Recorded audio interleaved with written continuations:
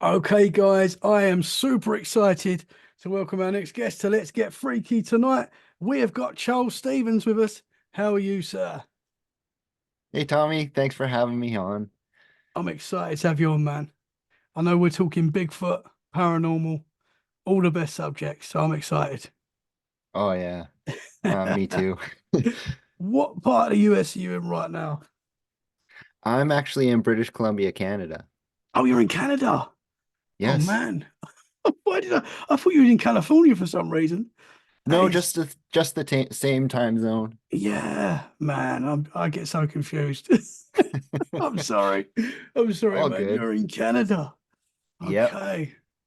So I want to get into your paranormal experiences and your thoughts on Sasquatch and all that fun stuff. Where does it all start for you? Well, I had a couple experiences as a child, but my Sasquatch experiences didn't start until I was a teenager. And this was when I was out camping with my friends. Um, there's a specific hill over here that I've been hunting on this since I was a child. And when I started camping kind of down the hill from there, I started having some weird experiences. And me and one of my good friends, when we were out camping one time, we decided to go spearfishing at night. So we carved up some homemade spears and we went out looking for uh, suckerfish, basically. So we took our flashlights out. I mean, you're not supposed to do this, but we didn't really care. And we're out sitting in front of a creek that comes off the mountainside, and everyone else is back at the campfire talking, listening to music and whatnot. So it's just the two of us out there. And as we're wading around in the water, we hear up the creek from us something start growling and snarling and sounding like kind of a wild boar. It was like in that range of vocalization, but we don't have wild boar in British Columbia.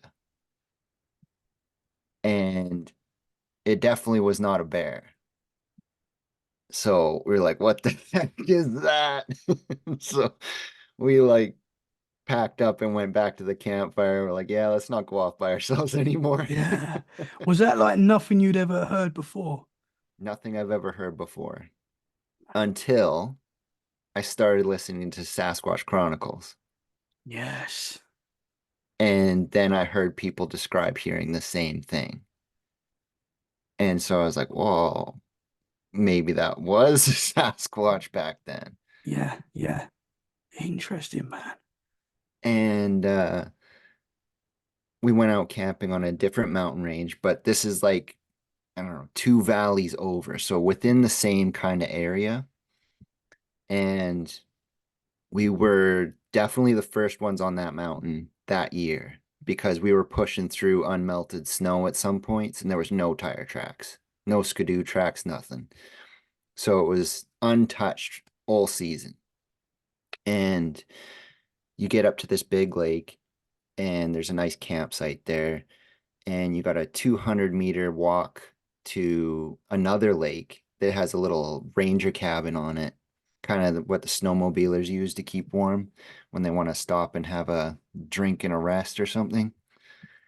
And we stayed out there for 4 or 5 days, I think. And we're just being rowdy teenagers, making lots of noise. And I mean, we were shooting potato cannons across the lake and everything. So we were not being quiet. That's what I want to Yeah. preface. Yeah. And I think maybe on the third or fourth night, while we were eating dinner and it was getting to be sunset, I told everyone, "Hey, I'm gonna talk to the owls.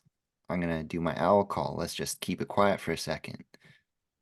So I go to the edge of the lake and I start doing my owl call.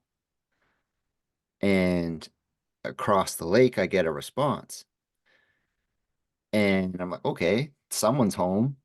And so I call back again and it calls back. And then I call back again and then it calls back. And then another one pipes up. And then shortly after that, on the right-hand side of the lake, another one pipes up. And then another one kind of like at the 2 o'clock position Oh, across the wow. lake. And then like two or three at the other lake started to go up. So there was like 12 owls talking at the same time. And that doesn't make a lot of sense. No, no. And so we were all just kind of going like, what's going on here? Because like it sounded like a bird zoo. And the very first one that piped up got really excited. And it sounded like a mix between a chimpanzee and a kookaburra. Like that Interesting. that chatter, Yeah. and they all went quiet. Like it was wild.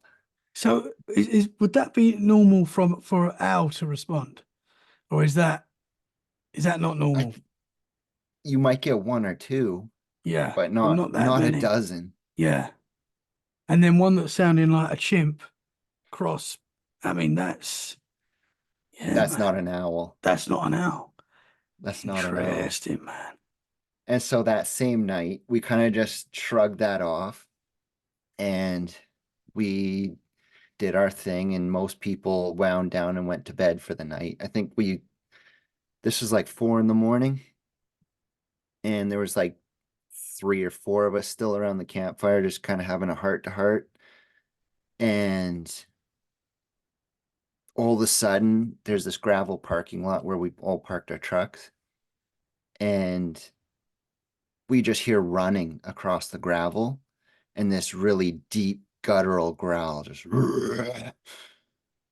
really fast, like crunch, crunch, crunch, crunch, crunch, crunch, crunch. Yeah. And then it was just gone. But we didn't really know what to think that was, right? We never clued in that maybe it was related to the weird owl. Yeah. Didn't think it was a Sasquatch until I started hearing about bluff charges.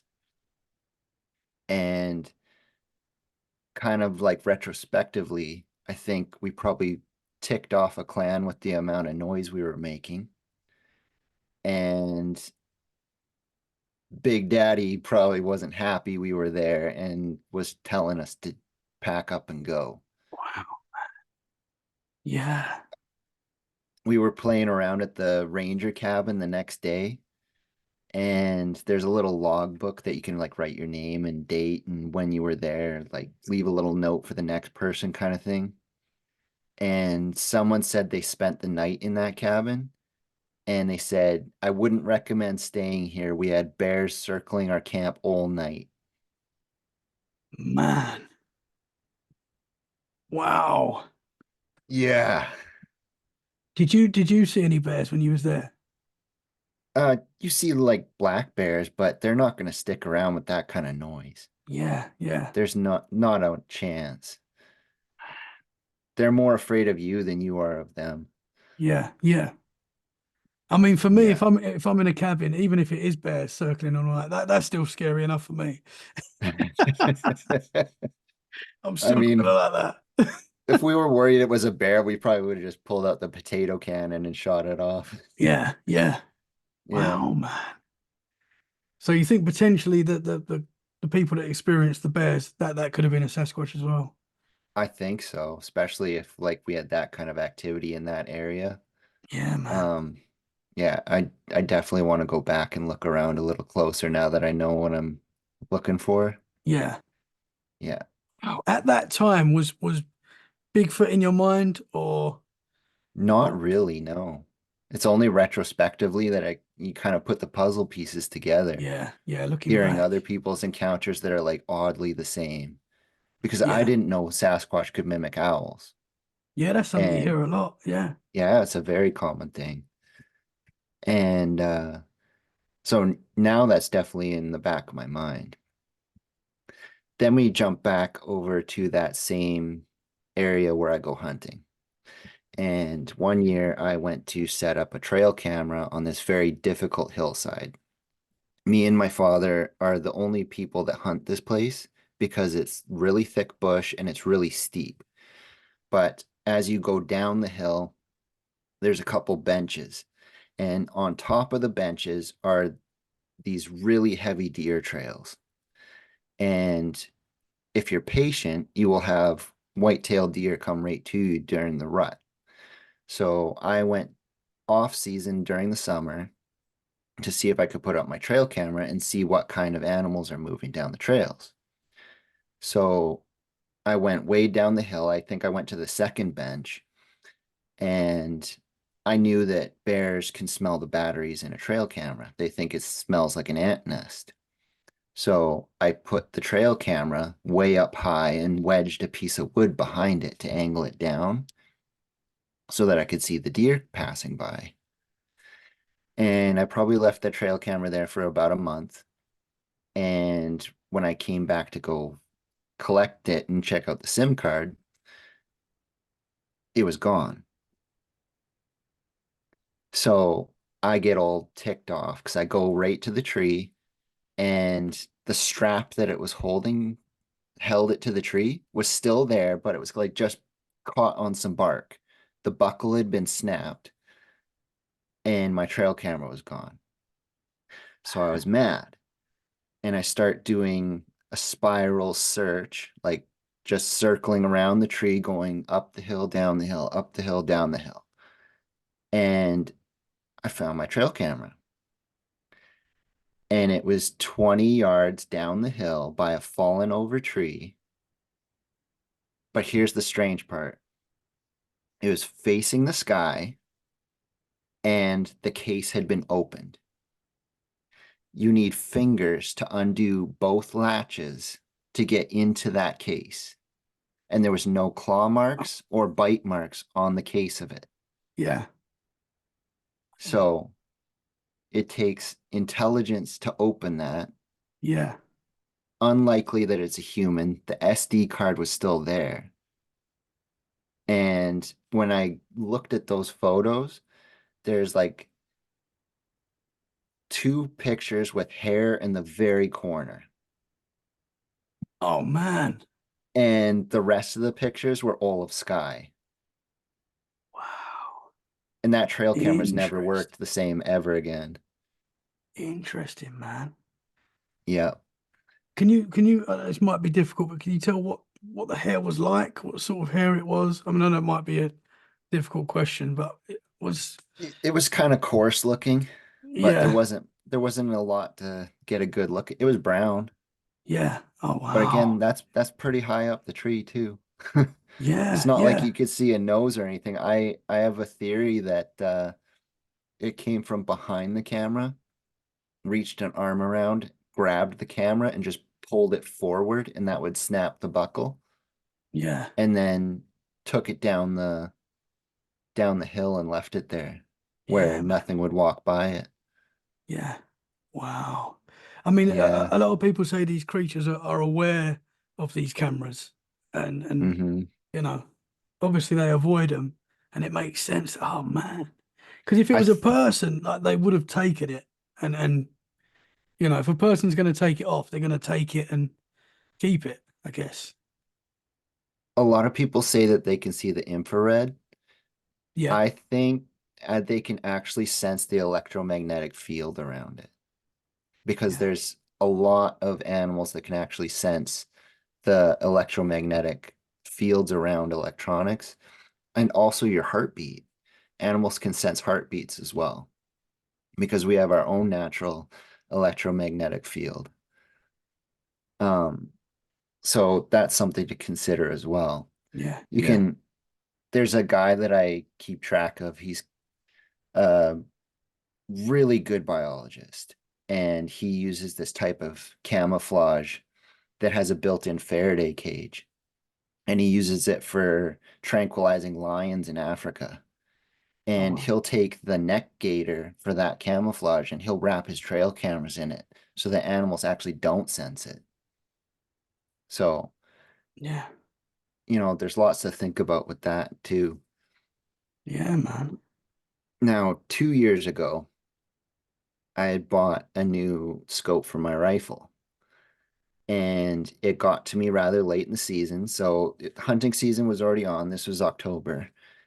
And so I was really excited to get it sighted in, get it on my new gun, and go out and shoot. So I waited until after early morning hunting hours. I think it was like 10 or 11 to give everyone a fair crack at things. I didn't want to be like disrupting someone's hunt by target practicing. And I went out to a nice hill where I know no one's behind where I'm shooting. And I set up a cardboard box with a target on it. And I'm shooting my gun. I probably shot 10 times or so. And I got my hearing protection on, and I think I'm listening to podcasts at the time. I think it was actually Sasquatch Yeah, Chronicles. great show, man. Love that Yeah. podcast. And I kid you not, there was a cedar tree on top of that hill that started whipping back and forth, Oh, like wow. violently shaking back and forth. Wow. And this is like a 8 to 9 inch in diameter tree, and it was not windy. Wow, man. Like a bear's not going to do that, and a moose isn't going to do it. Nothing's going to come in when you're shooting a gun, Yeah. And it's just especially the that one tree as well. just the one tree. Like it gave me the heebie-jeebies, and even though I was holding my gun, I was not brave enough to go up the hill to see what was there. Yeah. So I was like, okay, I get the message.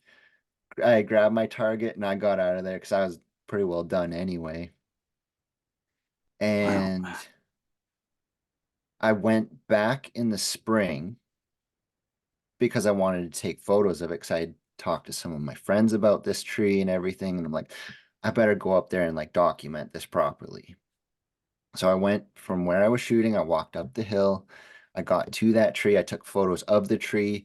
There's smaller cedar trees at the base of it, so that even if I did go up the hill, whatever was there would have been hidden perfectly. And I keep walking north of that a little bit, and there's this old rotten tree that a moose had made a bed in.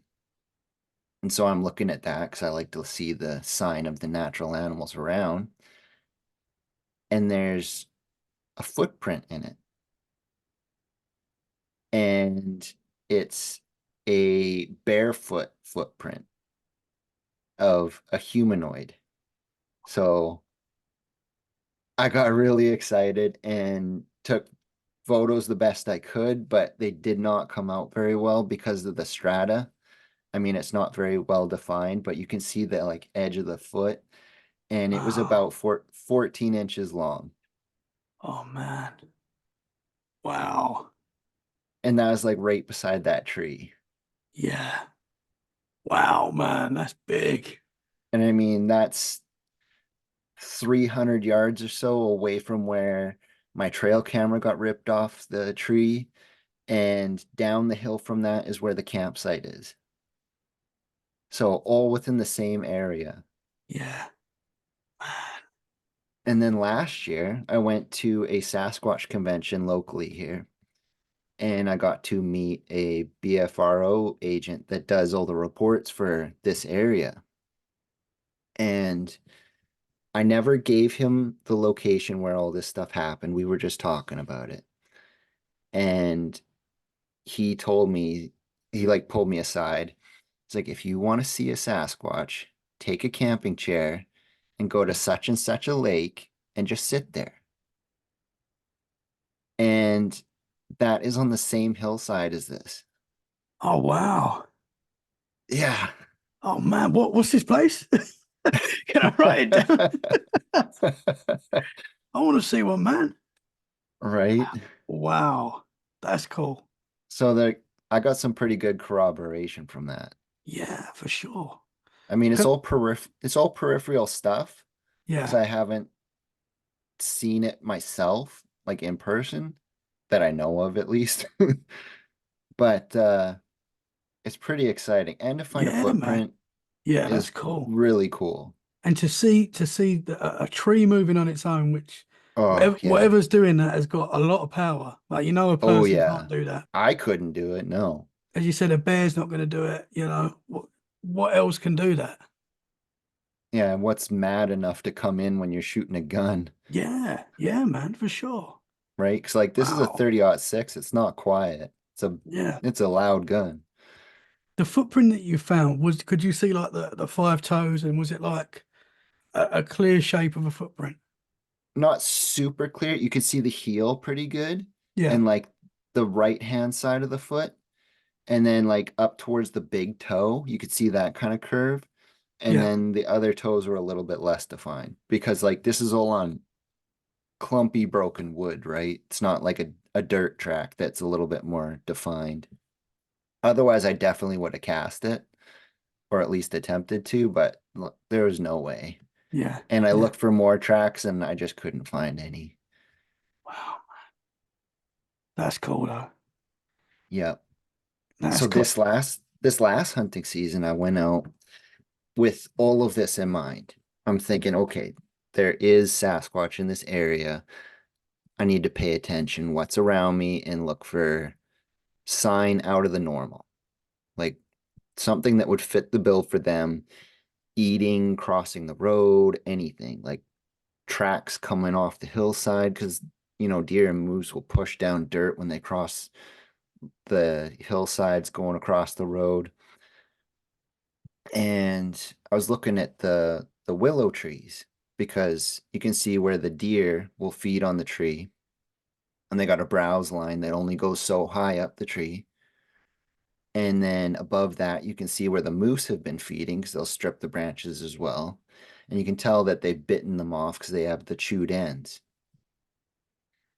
Above where the moose can reach, there was another level of browse, but they weren't bitten off. It almost looked like the branches had been just stripped of leaves, like they'd been pulled off. Yeah, And this is, you know, 10, 12 feet up the tree. And consistently, like tree after tree after tree, it's like this. It's not just one place. yeah, So they're eating willow leaves for some reason. yeah. And they're big, man. If it's Oh, yeah. 12 foot up, I mean, they do say British Columbia, places like that. It varies in size, people say, depending on what area it is. I know that's just a theory, Well, I but mean, even if you're 8 foot tall and you reach up with your arm, you're still yeah, going to be able to reach up that high. yeah, yeah, true. Yeah, yeah. Yeah. So Wow, man. haven't seen Yeah, them yet, yeah, but I have a theory about how they operate. And this took me on quite the journey and I'm still working on it. But when I was listening to Sasquatch Chronicles, I pondered the idea of how they are so nocturnal and why people report seeing the glowing red eyes. Like, how is that even possible in nature? Like, just taking it out of the woo woo area. yeah, And I started looking at natural animals that actually do this. And there's stuff like the flashlight fish. They have a symbiotic relationship with a certain bacteria that underneath their eyes, they have a special pocket in their eyelid that they can actually turn on this bacteria to bioluminesce. And if you change the color, it would look just like what they describe with Sasquatch. But I mean, that's a interesting. fish. So, Yeah, not a mammal. And then I started looking, well, what kind of mammals have glowing red eyes? And tree kangaroos will have the glowing red eyes like that too. So, there is mammals that can do it, but it's unknown to us with the primate, right? So it's not out of the realm of possibility. But then I got thinking, you know, they must be getting some sort of light. Like, how are they able to see in the darkness? And they're actually picking up ultraviolet light. That's how nocturnal creatures operate. So I start looking at the natural nocturnal animals like flying squirrels and owls and whatnot, and I came across some phenomenal information.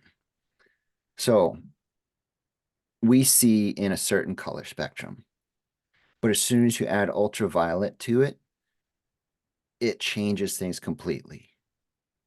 Uh, when we look at a flying squirrel, we see just like a little brown, black little squirrel, right? When you put the ultraviolet light on it, it looks blue and orange and pink. It gets all kinds of Interesting. crazy colors. And that's how they see each other at night. And they can do mating displays with it. And with owls, if you take an owl from three different regions, right? One from your town, one from the town over from there, and one a little bit further. And they're all the same species. You spread out their wing so that you can get a good look at the wing feathers, and you put the ultraviolet light on them. The bands of feathers will fluoresce differently depending on the region they come from. Interesting. So they're able to tell where they come from. They don't inbreed, and it's a very good visual indicator when they're flying. Yeah, Super cool. that's interesting, man. Hmm. And you think this is how the Sasquatch is? That's how it sees. Yes. Went to a Sasquatch convention in Washington, and I got to talk to um, Dr. Jeff Meldrum about this. Oh wow, that's cool. And I asked him, I'm like, do you think it's possible that they can see in ultraviolet? Yeah, And he's like, I have it on good authority that Sasquatch hair will fluoresce. interesting. Hmm. Interesting, man. Now, since I started my study, I came across a completely unrelated subject that corroborates all this and adds to it.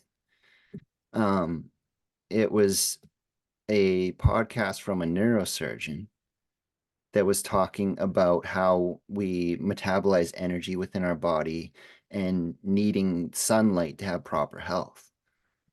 And he explains that every living cell on this planet produces ultraviolet light. So our bodies are producing ultraviolet light right now. Interesting. It's just in a spectrum that we can't perceive, Yeah, but it's measurable to other animals. yeah. So your That is bones actually work like LEDs. They create a red brown light, and every nerve impulse that goes down your body is transferred into ultraviolet light. oh man. It's really cool. Yeah. So if these animals that have got this ability and a Sasquatch, if they see us, they're seeing us in Oh, we're glowing. multicolored. Yeah. Yeah, we're glowing. So in a forest, in the dark forest, like we're standing out like a rainbow. Oh, sure. I Yeah. mean, to picture it visually, think of the movie Avatar and how all the plants were glowing. Yes. It's like Yeah. that. Wow. Like That's so it interesting. if you go to a pot shop and look at the hippie posters Yeah. and you see everything glowing orange and pink and all this and that, that's kind of what it's like in nature when you put an ultraviolet flashlight on it. Yeah, man. Yeah. I picked up a flashlight that's almost forensics quality and took it out just to test the flora and fauna. And man, it's wild. Like, uh, do you know Doug Hychek? He's the I've heard that producer of name. Monster Quest. Yes. Yeah, I do. Yeah. Yeah, he's kind of delved into this a little bit. And with his studies, he's actually trying to use the ultraviolet to find handprints of Sasquatch. Okay. So he's trying to trick them into grabbing objects and then collecting what's called the sebum. It's like the hand oil, and Yeah. using that for checking DNA. But while he was doing an unrelated study on grizzly bears and caribou, he found out that they use seeing ultraviolet to actually see protein and sugar content in plants. Interesting. So it's an advantageous thing because when you're looking at the plants, you can see where you're going to get the most bang for your buck food without wasting your energy digesting unnutritious plant matter. Yeah.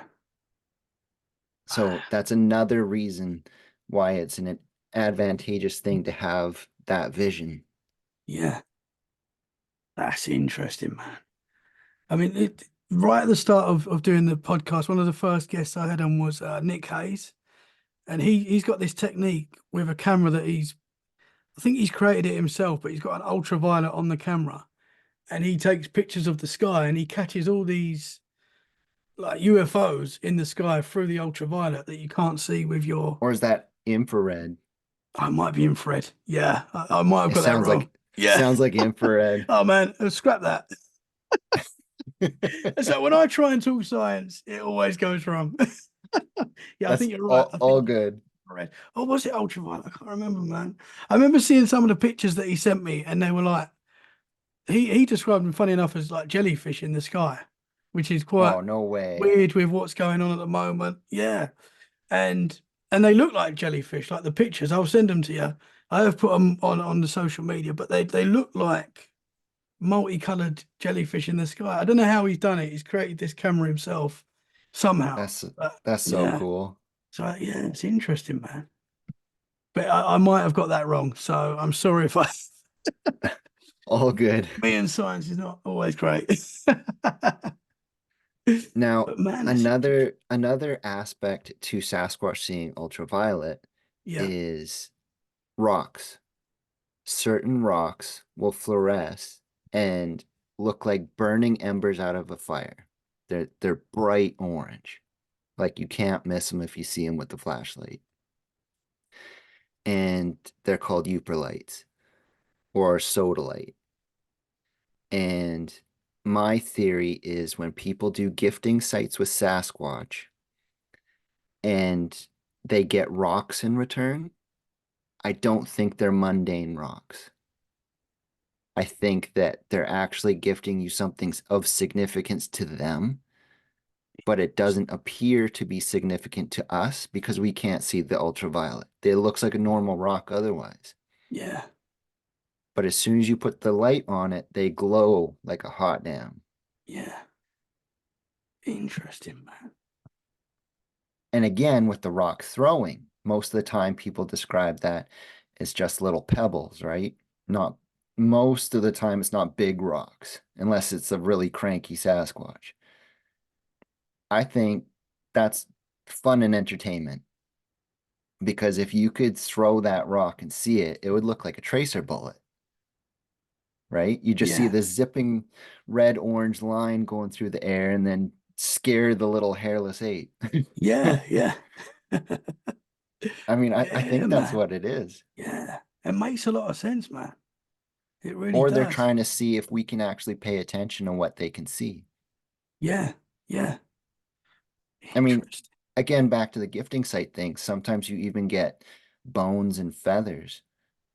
The feathers would fluoresce, right? So you'd be able to see that. It would stand out. And the bone would look kind of purpley. Yeah, So yeah. Interesting, man. And their concept of the forest would be totally different. completely different to us. Totally different. Yeah, Because we have the human error of thinking everything revolves around us. yeah, We true. never step back and see the world for how everything else sees it.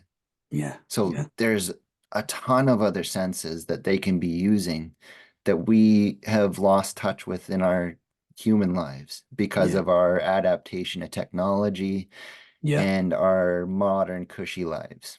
Yeah. Like I Yeah. think probably at one point in time, we were able to see the ultraviolet as well. And my argument for that would be when people take mushrooms, they see these colors, right? Yeah. So Yeah. all that is doing is connecting synapses in your brain that don't normally connect. So Yeah, the man. wiring's there, it's just turned off. And I mean, you also have people that can hear sound and see color, right? Yeah. It's Yeah. synesthesia. Yes. Yeah. So, maybe there's something like that too. Yeah, man. And then the whole thing about the electromagnetic field, like since they're so hairy, that hair kind of works like an antenna. Are they picking up on the electromagnetic disturbances around them and able to sense you that way too? It's hard to say without actually having one to study, but Yeah, but it's making so much sense what you're saying, man, and how they can stay so elusive. And we've got no chance if that's how they're seeing the forest. What chance have we got going up against them with our little flashlights? oh, And yeah. I mean, yeah, before so the interesting. study from the neurosurgeon, I thought it was just our clothes that might have been standing out, Yeah, right? Because like you could walk in through the forest, and if you're not paying attention to your clothing, that would fluoresce. yeah, But now that I know that your whole body does it, yeah, man. I never knew that. I mean, you got to cover head to toe if you want to be hidden. Yeah, yeah, Like, yeah, it's just wild. And I mean, if yeah, their eyes are bigger than us, like they're described, when they're collecting that ultraviolet light, what you could be seeing as the red eye glow is actually just the back of the eye reflecting the light it's collecting, yeah, yeah, right? It's not actually physically glowing, it's just reflecting the light that it's collecting. yeah, man. It makes a lot of sense. Yeah. So where are you with Sasquatch? Are you flesh and blood camp, or are you a little bit possible supernatural, or a bit of both, or what are your thoughts? I don't throw out any information because until we actually have one, who am I to say no? Right? Yeah, I tend to lean more into looking for physical proof than anything else, just because it's the easiest thing to try to prove, right?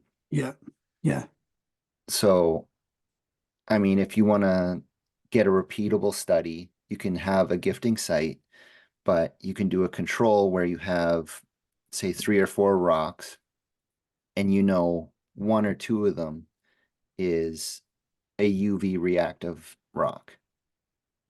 And if Sasquatch takes just the UV reactive items, that would indicate that they can see that and they find it special. yeah, Or if they gift you UV reactive items, that would tell you they hold significance to it. So we got to think about more than just like what we perceive. That's kind of how I'm viewing a lot of this stuff in the paranormal now. yeah, for sure. Yeah, It's kind of like in the movie The Predator when he's switching through different spectrums on his helmet to see different prey items. yeah, Like they see humans in infrared, and then to see the alien, he's got to switch to a whole other spectrum, right? I think a lot of this stuff is hidden out of our plain sight, but it's still there. yeah, for sure. Yeah. There's a lot going on around us that we can't see. Yeah. Yeah, man. I mean, even simple stuff like flowers and bees. Um, a bee holds a positive charge and a flower holds a negative charge. And the bee is able to sense when a flower is full of nectar because of that negative charge. So when it lands on the flower, it's not only seeing an ultraviolet runway down the flower petal, but it can sense that field. And when it lands on it, its positive charge magnetizes to the pollen. So the pollen automatically sticks to its legs. It gets its nectar drink and then it leaves. But it's also exchanged a positive charged proton. So that flower is no longer negatively charged. So when the next bee comes by, it knows that there's no nectar in that flower until it replenishes it. Super cool. Yeah, nature is wild, man. Flowers can sing Yeah, in a tone that we can't perceive, and they can also hear. So if they can hear a beehive close by, the flowers will turn in that direction. interesting. Like there's so much going on in nature Yeah, that we don't ever consider because it's outside of our mundane view. yeah, man. Yeah.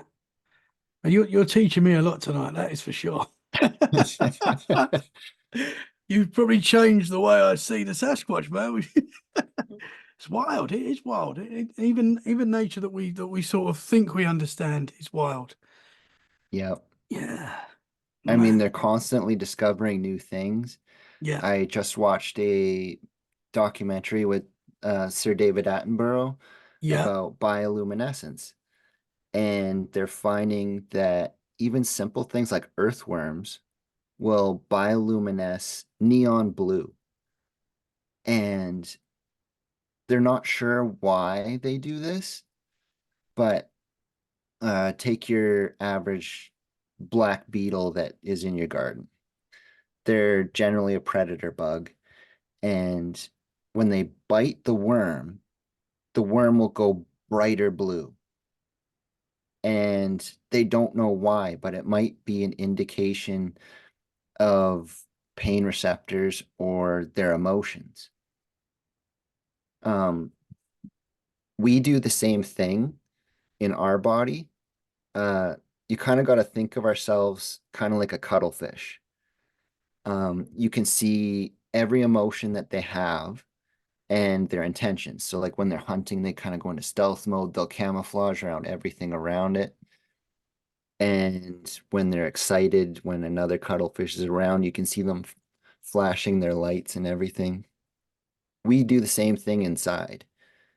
Um, and that's how things like dogs are able to pick up on our emotions.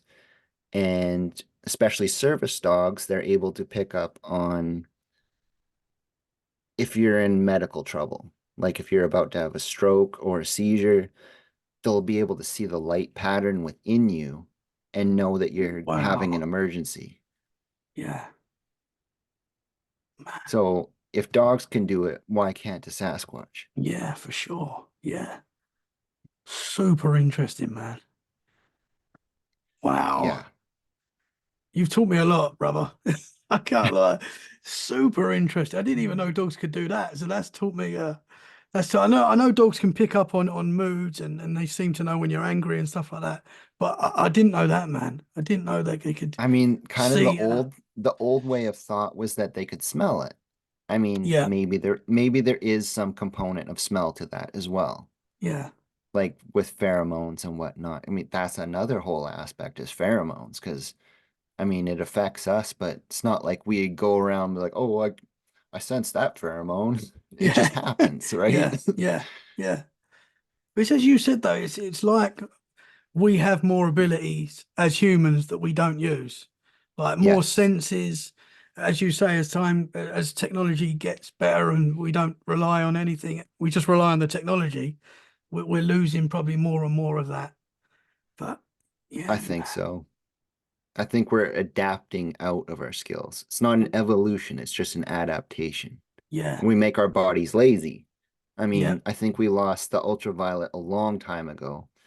As soon as we started lighting candles inside our houses and not needing to have a sentry stay up all night watching as the other ones sleep, yeah, right?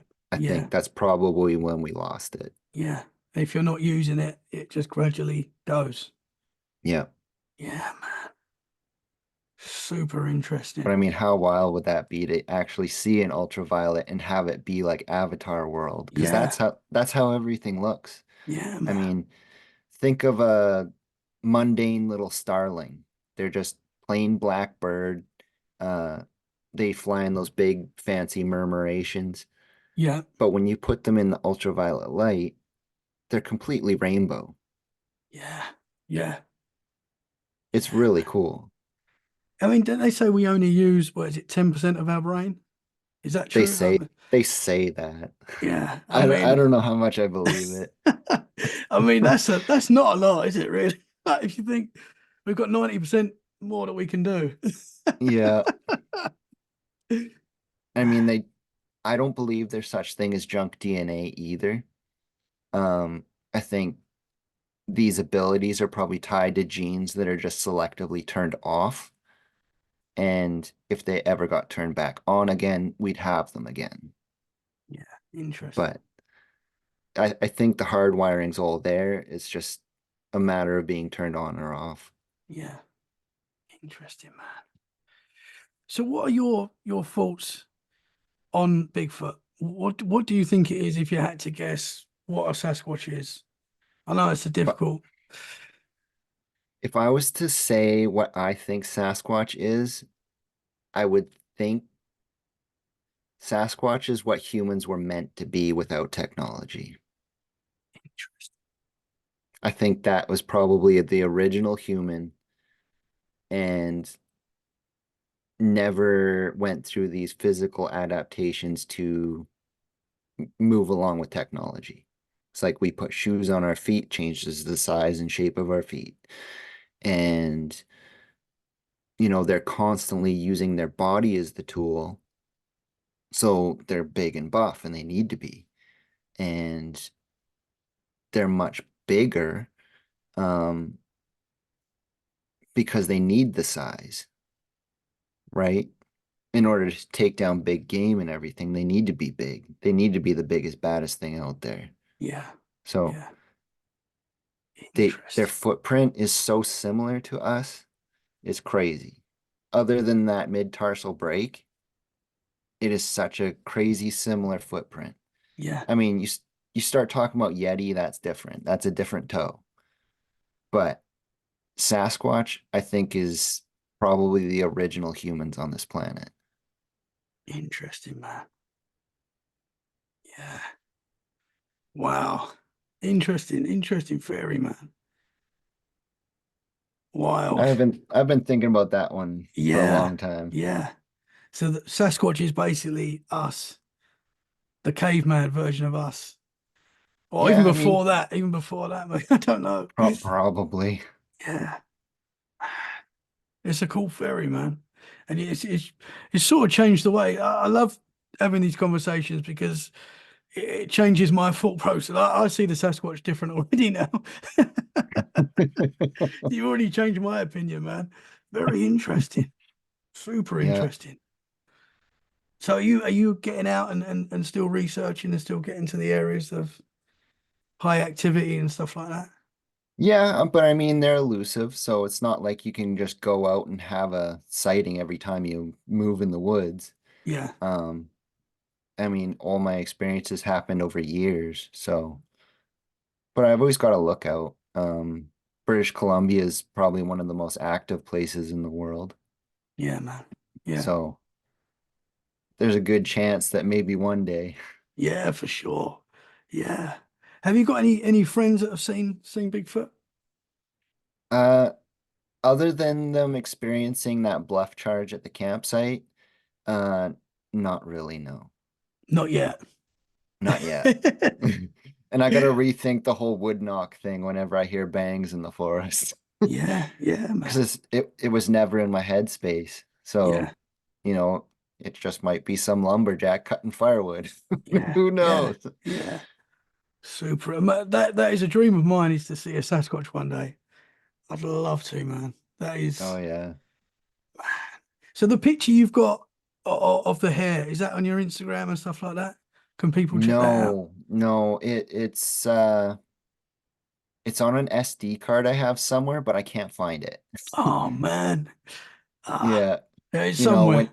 when you move houses and you move Yeah, everything tell around, me about it, especially an brother. SD card, Yeah, it's easy done, man. Yeah. I have it in a drawer somewhere. I just gotta find the right one. Will you put it out when you get it?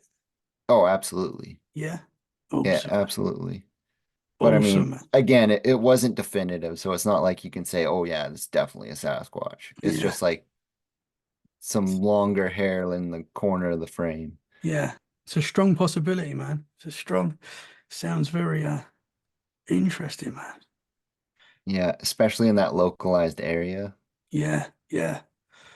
Awesome. Awesome stuff. Changed the way I see Sasquatch.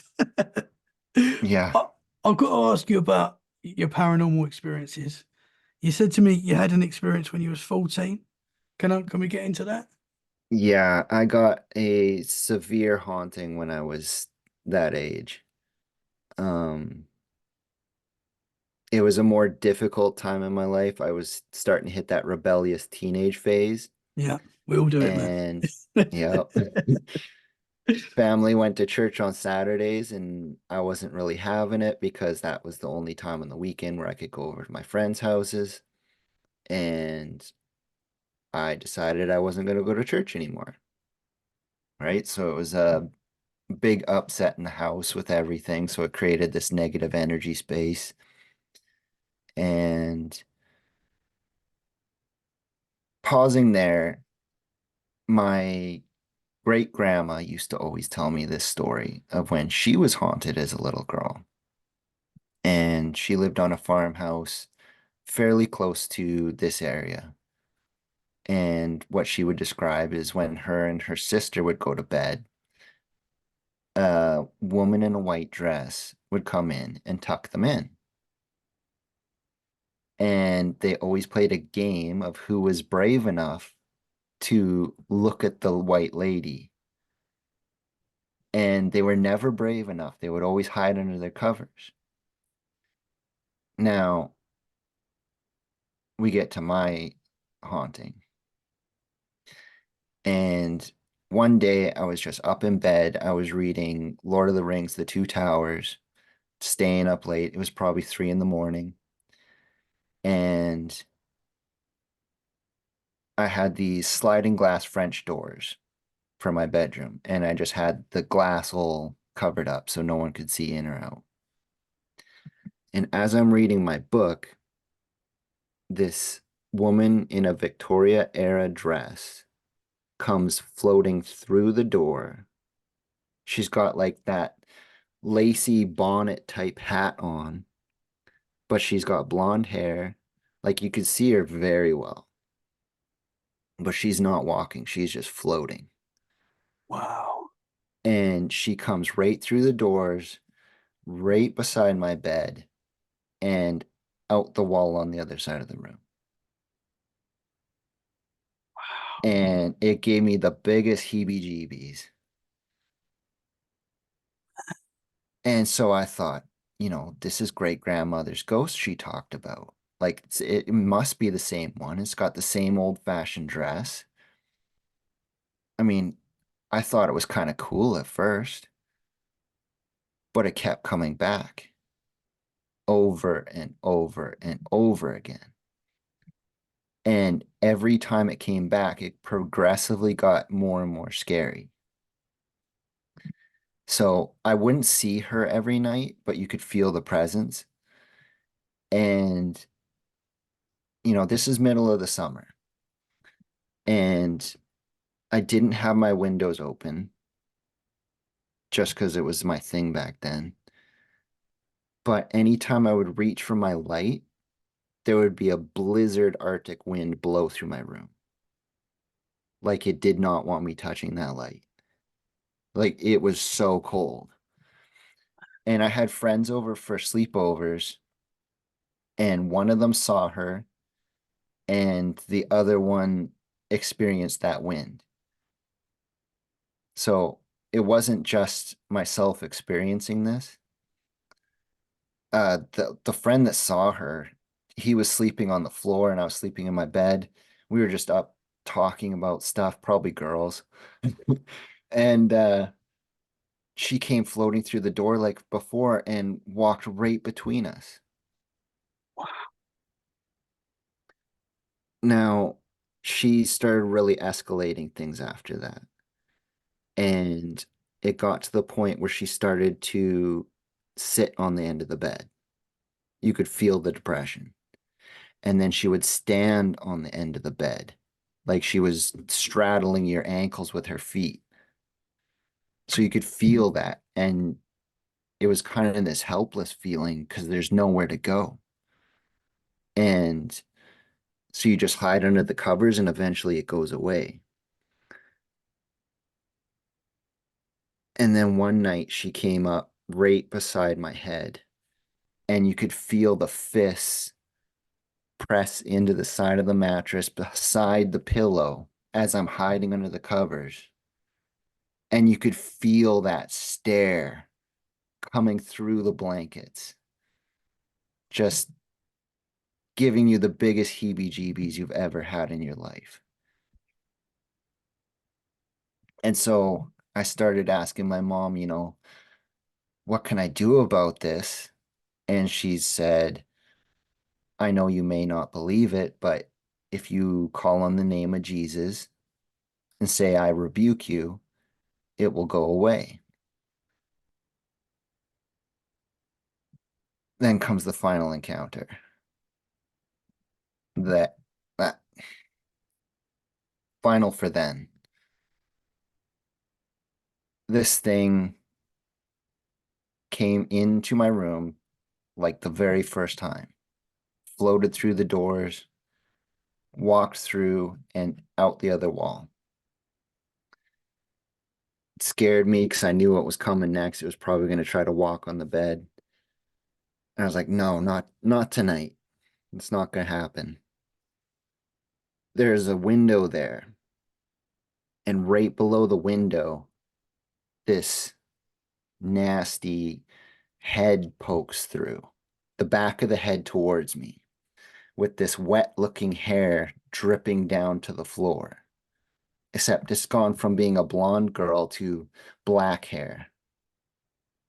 And then it does something like The Exorcist where it slowly turns around. And when the face looks at me, it was the scariest thing I've ever seen in my life. The eyes were like red laser dots in a black void of abyss. And there was this Cheshire cat grin of these long needle-like teeth. And it just looked at me and I said, in Jesus' name, I rebuke you. And the head went back out the wall and I never saw it again. Wow, man. Oh my. Wow. And It was did you it see the was blonde? heavy. Yeah, man. I don't get freaked out a lot, but that freaked me out. Wow. I mean, did you see the blonde lady again, or was that her gone as well? It was the same entity. It was the same entity, but Yeah. just a different form. Yeah, it kind of revealed its true form. Oh wow. Man, that's terrifying. Now, after I moved away from home, my little brother took that bedroom and he was playing his computer one day and he had this mirror that was made out of a bicycle tire. And he said when he looked in the mirror, he saw that lady in the Victoria dress in the mirror. So it's not like she was gone, but I didn't experience her for a long time. But yeah, that was just absolutely terrifying. So your friends experienced that. Obviously, you experienced it. Your brother experienced that. Wow. Mhm. And this isn't an old house either. Uh this was an addition on the house that was brand new Yeah. and in a fairly young region. I mean, I helped my dad clear the property of trees to make the garden in the backyard. We cleared half acre of trees in order to do that. So it's not like a historical site of tragedy. Yeah. I think at the very most there might have been a horse and cart trail that went up and over the hill back in the pioneer days. Yeah. But I Wow, can't man. associate it with anything that might have been on the land. So would you experience like pretty much every day at that time? Pretty well for like 2 months ish. It pushed into early fall, I think is when it's finally stopped. Wow. Because like I would talk about it with my friends at school, and they get all freaked out and Yeah. like, yeah, I hope she doesn't Man, come back. I bet. Wow. And was she was it a lot? I know you said she was floating, but was it a solid form? It looked very solid, yeah, Yeah. but still kind of etheric at the same time. Yeah. But yeah, you could see every fold in her dress and her toes dangling out from the bottom of the dress. And Wow. yeah, And you ugh, said it wasn't the last you saw of her. I don't think so. I had a very big spiritual transformation uh, during 2020, and like a lot of people did. And I had a moment where it was like a come to Jesus moment. Um, I was listening to a confessionals episode that someone was describing a haunting that sounded very similar. It sounded like it looked the same and everything when it did its scary face. And he did the same procedure. He rebuked it like that. And Tony stopped him and he said, "Bro, you sound like you got superpowers." And I stopped and I thought, I'm like, that does sound like superpowers, doesn't it? Yeah. Like being able to cast away something like that. Yeah, man. And so I kind of had an internal monologue and it said, if you're a real God, I need a sign. We were going through a pretty heavy drought in this area. And I said, we may not deserve it, but don't punish nature for our misdoings. Please make it rain on the mountains and I'll know you're real. And I kind of forgot about it. And so I wake up the next morning and I take my dog for a walk and it's raining on all the mountaintops. Oh, wow, that's cool. And I'm walking down the driveway. I'm like, wow, that is so cool. And then it rains in a 6 foot circle around me. So I'm being rained on in just a small little circle. And I heard this voice and it said, "Fear not. Uh, Steel yourself in the Holy Spirit, for you have been given dominion." And it was Wow. the coolest thing. Yeah, it gave me goosebumps, man. It was the coolest thing. Wow. Now, challenging God is maybe not the wisest thing because Yeah. I think he's got a sense of humor.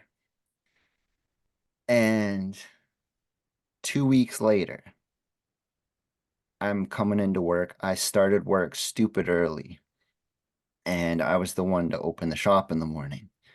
So I come in at like 3:45 in the morning and I punch in my security code. The lights are off in the shop. All that's left on is the safety lights. So I got just enough to see where I'm going.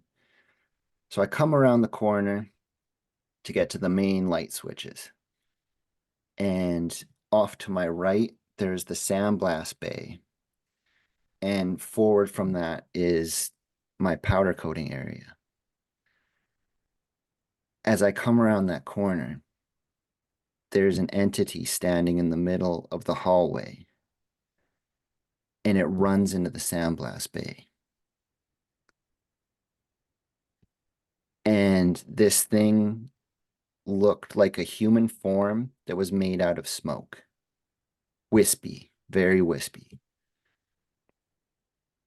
And it grabbed onto one of the powder coating carts and peered around the corner. Oh And wow. it had a very familiar energy. And I'm like, I know who you are. And so I told it, I'm like, you need to go where Jesus tells you to go right now. And it was like someone hooked up a vacuum cleaner to that thing's head and it just got sucked up Wow. and it was gone. And I think that was God let me get a little payback on that. Yeah. Wow, man. What do you think that entity, what do you think that was something that was staying with you throughout your life, or what do you think it was? I'm almost wondering if it wasn't some kind of generational curse, because if it was the same thing that my great grandmother saw, I mean, has it followed through the family lines? Yeah. I don't know. Yeah, It's man. hard to say with these things, but that thing was malicious. I know that much. Yeah. Yeah, you could feel that. Yeah. Wow, man, that's incredible. But what an amazing experience you had before that with that moment with God, man. That's incredible. Yeah. Yeah. I mean, I'll never look back. Yeah, yeah. And that must have changed everything. Oh, absolutely. Yeah, Yeah, absolutely. I'm much more open to spirituality and the paranormal now than I ever was. yeah, yeah. Wow, man. So have you had any other paranormal experiences? I know I you said it's had ramped up a little bit. it has. Especially when I started taking a demonology class with JJ. Oh wow. Oh, Yeah, cool. yeah, you AJ's awesome. don't poke the bear. Yeah. Yeah. Playing with fire, man. Wow. Yeah. Can you tell us a little bit about Um, that? well, I'll tell you about a really cool experience I had when I was in my early 20s. And this one's a UFO encounter. Oh wow. So during the August meteor shower, I was out on the back deck with my ex-girlfriend and my little brother. And we were just looking for shooting stars. It was about 11 o'clock at night. And this is before the sky's super clouded with satellites, but there are satellites around. And we're watching a few streak across the sky and oh, there's a satellite. So we're kind of tracking it and talking, and then there's another satellite and it starts moving towards the other one. I'm like, that looks like they're about to collide. Because they don't usually go in that kind of trajectory. And so I'm watching it, and then one of them flips around and does a Yui and starts following the other one. And I was like, satellites don't do that. No, man. Something weird is going on. Yeah. What the heck is going on? Like having a little panic attack. And then both of them stop and they drop out of the sky and they come kind of high atmosphere. And you can see all these different colors going around in a wheel, but there was like a triangular light display. And they would shift around that kind of like a mood light. Like it wasn't like a blink, blink, blink. It was kind of just like shifting constantly. Wow. And they did this aerial dance in the sky. I'm sitting in between a valley between two mountains, and they would zip from mountaintop to mountaintop in a blink of an eye, just like pow, pow, pow, pow, pow, pow, Yeah. super, super quick. And then they would kind of rise up in the sky and shrink back to where they look like a satellite again. And then they'd come back and then go up. So they're like shrinking, expanding, shrinking, expanding. And then they zipped across the horizon again. And then they both went out, out, out, out, out until they went blick, gone. Wow. And I was like, holy crap, that is so cool. That is I cool. didn't feel any fear. 1 or 2 minutes goes by, and then one of them comes back, and it comes really low in the sky. It was a pretty cloudless night. There was like one little wispy cloud sitting right above town. We were on top of a hill, so we could kind of see over the whole valley. And it gets into the cloud, and it's not a triangular looking craft. It's a saucer with a triangular light display on it. You can see the full shape of the craft, and Wow. it looked to be the size of like a single rancher house. And it did this light display again, but this time it added a color that doesn't exist. And it was blowing my mind because I had no idea what I was looking at. Like Wow. absolutely no idea what I was looking at. And as I'm watching this thing, it just like keeps shuffling through the colors and then going back to this strange color that I can't describe to anyone because there's no words for it. I mean, you cannot describe color that no one's ever seen before because no No. one will ever understand what you're talking about. Yeah. Wow, man. And then it kind of just zipped across the sky again and then went up and disappeared. And then it was gone. And so I was playing around when I was hunting 2 years ago. I come across this website called mapsquatch.com. And I was mostly looking for Sasquatch sightings. And I went to look locally because this website will track UFO activity, ghost activity, dogman, Bigfoot, everything, All where the they've cool been stuff. sighted in the country. Yeah. Yeah. So I'm looking at my town and they're all UFO sightings. And I start shuffling through the list, reading them all. I'm like, oh, that's cool. And then I hit the date and someone else seen the same thing that I saw that night. There was these two girls that were walking up a local trail and they saw the first bit of exchange where the two ships were in the sky, but they never saw Wow. when the one came back. Yeah. But it was really cool to have that corroboration. Yeah, man. That is cool. Wow. Did you feel like they was interacting with you? Absolutely. Yeah. It was an intelligent thing because it was like they knew they were being observed. Otherwise, I think they probably would have stayed way up high. But as Yeah. soon as they knew they were seen, it was intelligent. They came down and it was a display on purpose. Uh, Wow. yeah, it was so cool. That is so cool, man. Like there was no fear involved with it. It wasn't a scary thing. Yeah. It was awe-inspiring.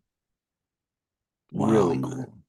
And you say the color that you saw that you've never seen before. I'm going to ask you, is there anything you can put it close to? I know it might be. This is another thing that kind of got me on the trail of looking into the ultraviolet because when I tried to describe it to my friends, I said it's like it's a color that's off the spectrum from ultraviolet. Now, Interesting. recently, when I've been looking into all this stuff, physicists have theorized a color that doesn't exist.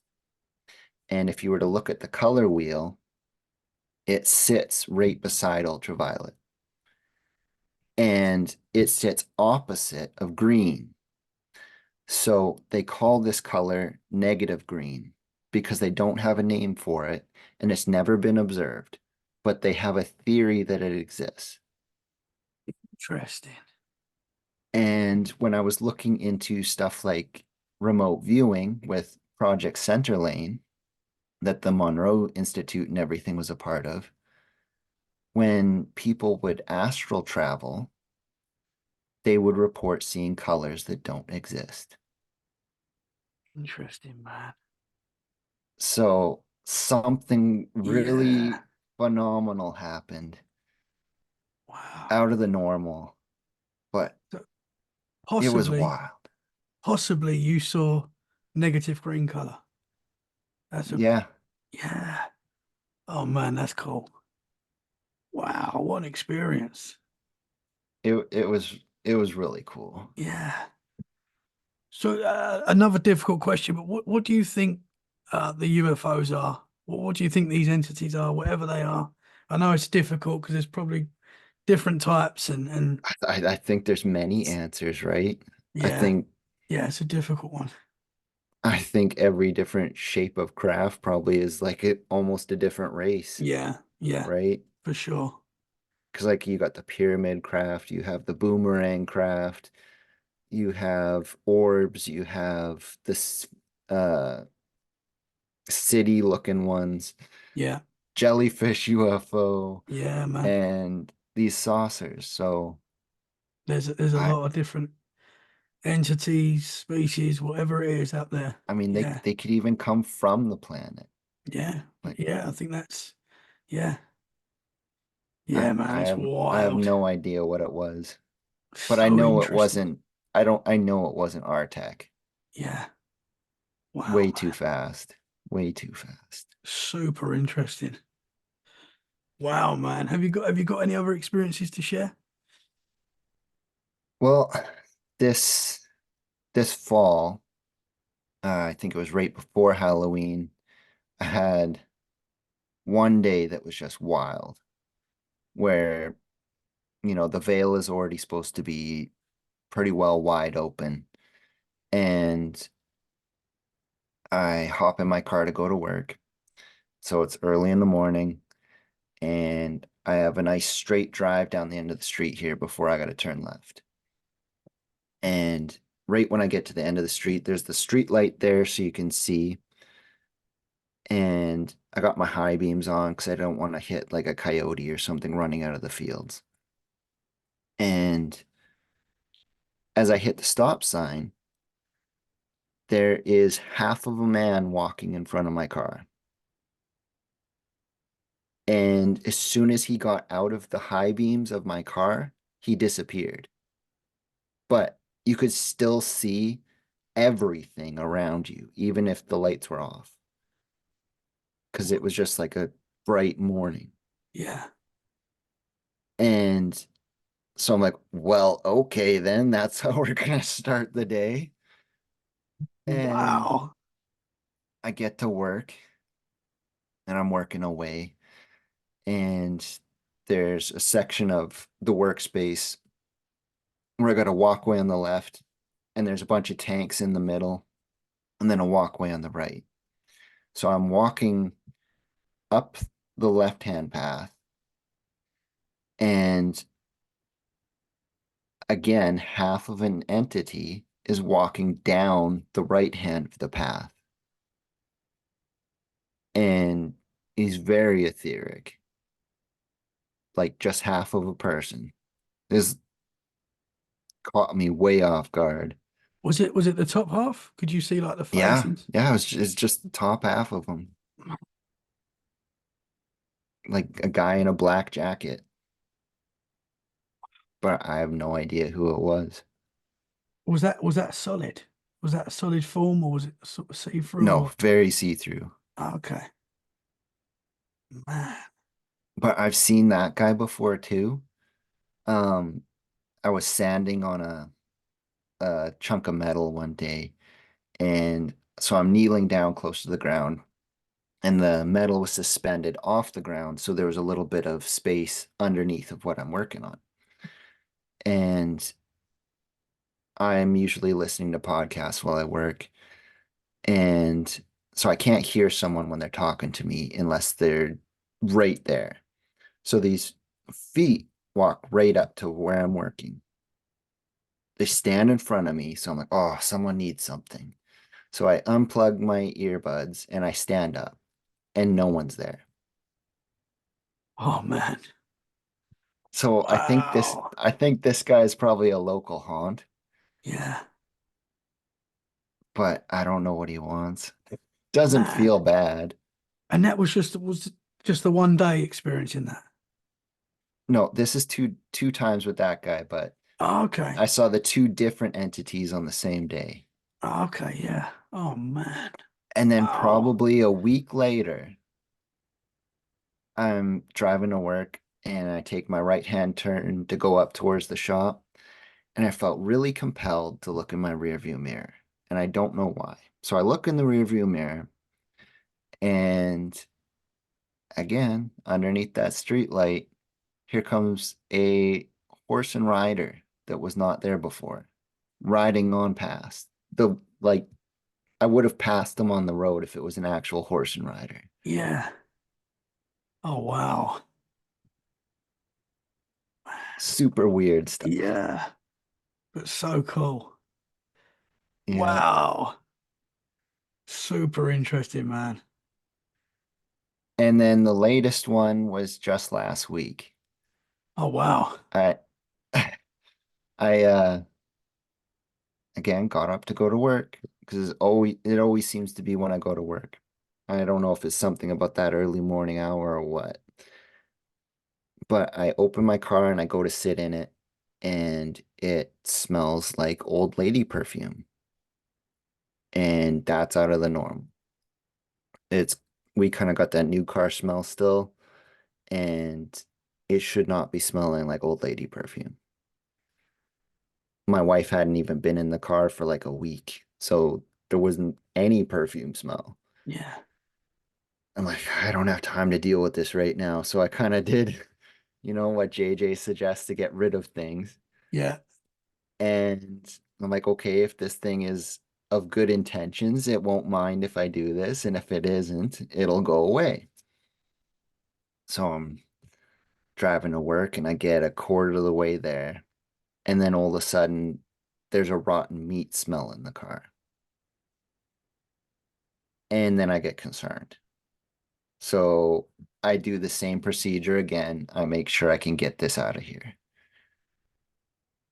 And I'm like, that's really odd. I need to talk to JJ about this. So I ask her about it. And she's like, okay, I'll look into it. And she comes back and tells me the perfume smell was an ancestral spirit on your mother's side of the family. She's got shoulder length, blonde, dark blondish hair, and she was just there checking up on you. Oh wow. The rotten meat smell was this nasty gremlin looking thing in the back seat. Oh man. Yeah. Oh wow. That's not so cool. Wow. Freaking weird. JJ's amazing as well, man. Like Oh yeah. amazing. If ever anything happens in my house, like, I message JJ and ask her what's going on.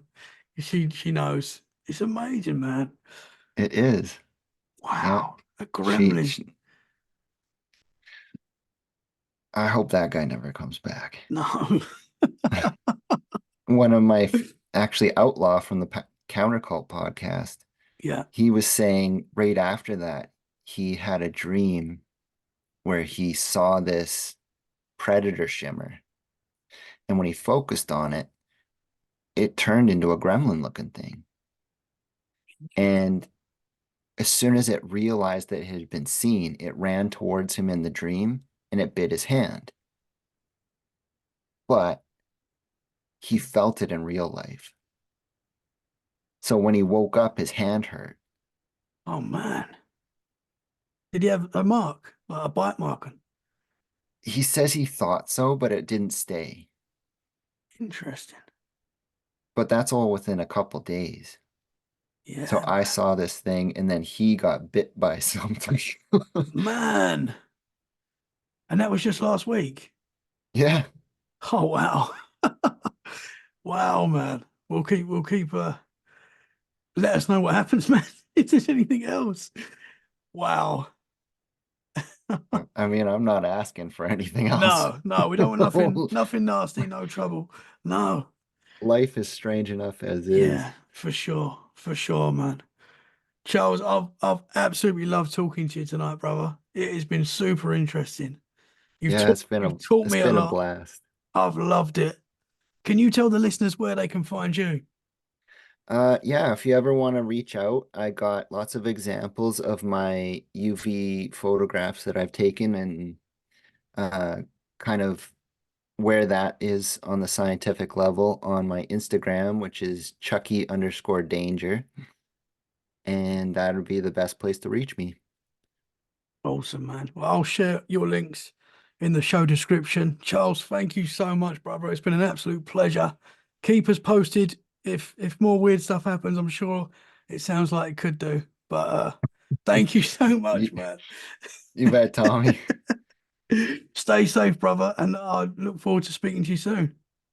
You bet. You too. Thank you very much, man.